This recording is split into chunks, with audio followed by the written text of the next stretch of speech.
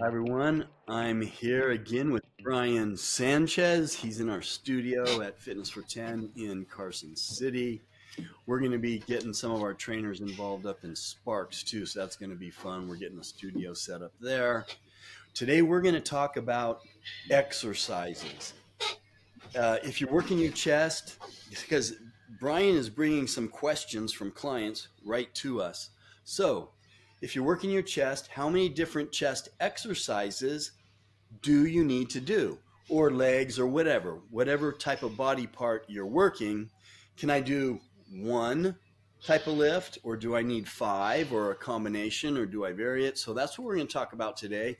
I just wanted to tell you also before we get going and before we welcome Brian, if you guys are looking for peptides, a coenzyme like NAD, you guys have heard some of our videos, our podcasts. We are huge advocates of NAD. You can hit the link in the description, and at checkout, use Vitality3 as your promo code, and you will get $10 off anything that you buy at InVigor. So, thanks for being with us, Brian.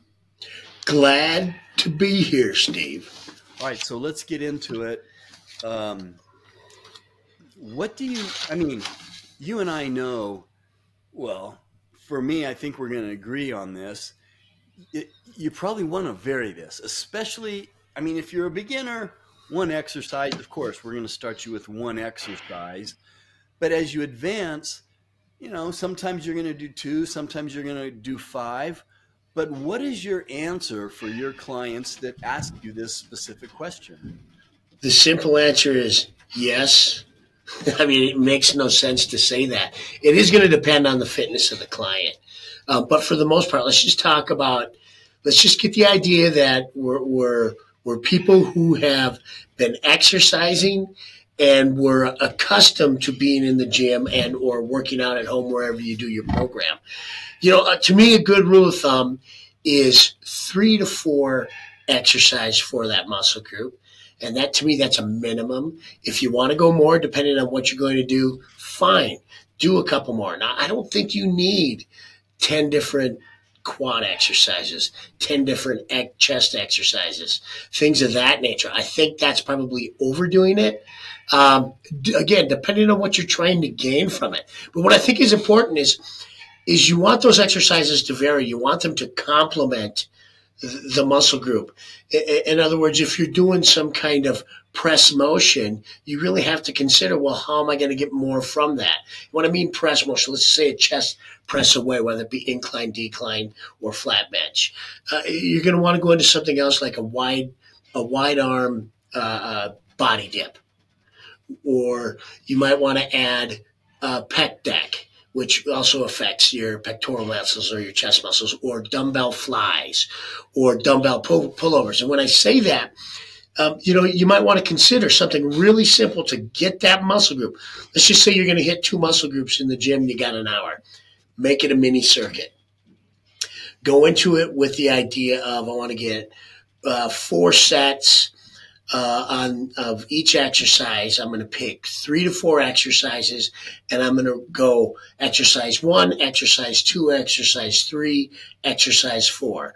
And I'm going to make sure that I attack the entirety of the muscle and not one just area. And what that means is if I'm doing a flat bench and then I do a flat dumbbell bench, that might not necessarily get the entirety of the muscle. But if you go from a flat bench to a dumbbell chest fly to a dumbbell pullover, you're starting to encompass more of that muscle than maybe throwing an incline style press of some kind or a body dip. You're really going to capture the muscle, and that's how you create it so that the exercises complement what you're trying to do. Hopefully that answers that for our clients. Yeah, and let me just say, look, there is a lot of variables here, a lot of variables. First of all, are you doing, which we'll talk about on another conversation, like maybe the next one, are you doing a full body workout? Well, if you're doing a full body workout, you're not going to do 4 or 5 exercises per body part. You're not going to do Correct. And usually a full body workout would be done 3 times a week. The same routine 3 times a week, or the same order of your muscles. You can change the exercises, but let's say you're more advanced and let's say you're doing a 4-day split. So in a 4-day split, you're going to work, we'll just, to make it simple, and you guys can maybe fill in the gaps or put your questions in the comment section if we're not getting detailed enough. 4-day split, you're going to work your chest twice a week. So in that case, you might have 6 different chest exercises that you want to do. You're going to do 3 of them on Monday, and you're going to do 3 of them on Thursday, whenever your 2 days are. You can do that, and then you can mix those up, and you can change those. So all I'm really doing is 3 exercises on my chest on Monday, but I'm doing 3 different ones on my chest on Thursday. And then again, Right. of course, we want to make sure your recovery time matches your intensity level.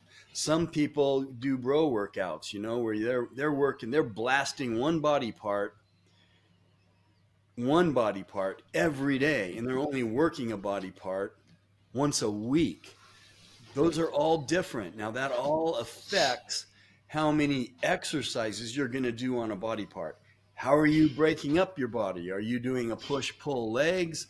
Are you doing a large muscle combined with a small muscle? Are you upper body, lower body? So all those things matter, right?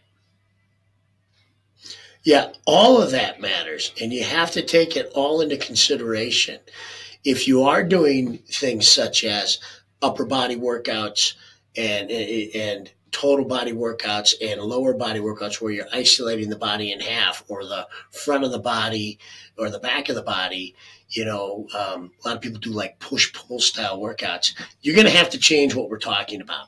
That specific question was coming from an isolation of the muscle group, maybe doing like a chest tri day, something to that effect. Now, I will say, an example of that would be my workout today was a chest workout, and it was 4 exercises.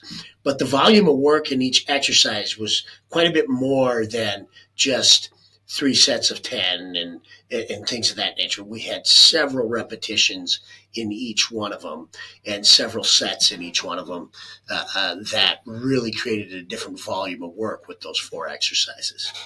Right. And, you might just do 3 exercises for your chest, but you might have a lot of volume. You may have 4 exercises, but less volume. Now, for you beginners, because I really like to focus on the beginners, and this is mostly for older, but it's also for people in their 20s, early 20s, mid 20s. If you're a beginner, normally you're going to start off with 3 days a week. And you're probably only going to do 1 exercise for each muscle group. So you're going to do 1 for your chest, 1 for your shoulders, 1 for your upper back, your lats, 1, and you're going to work your lower back. You're going to do your biceps, your triceps. You're going to do your legs, your hamstrings, and your calves. And that's the whole body workout. But you're probably only going to do 1 exercise for each one of those body parts, because the idea of working out 3 days a week and doing full body, which works great. I mean, there's a lot of advanced lifters that go back to that and do that, elevate their intensity level. So there's lots of ways to do this, but doing that full body workout, you're not going to have time to do 3 exercises on your chest. And right. That would take quite a long time. 3 different exercises of multiple sets on your shoulders and so on. You're going to be in the gym for 2.5 hours, which defeats the purpose of starting out as a beginner and working your whole body at once. It totally defeats the purpose, because then you just kill yourself. That's when you start to move into working out in more days and spreading it out and splitting up those workouts. So Is there anything you would add to that, Brian? No, just keep moving. And if you have questions, get a hold of somebody. You don't have to know everything to get started. You just have to know something. Right. Okay. Well, appreciate your time, Brian, and we will talk to you next time. See you, everybody. Check us out.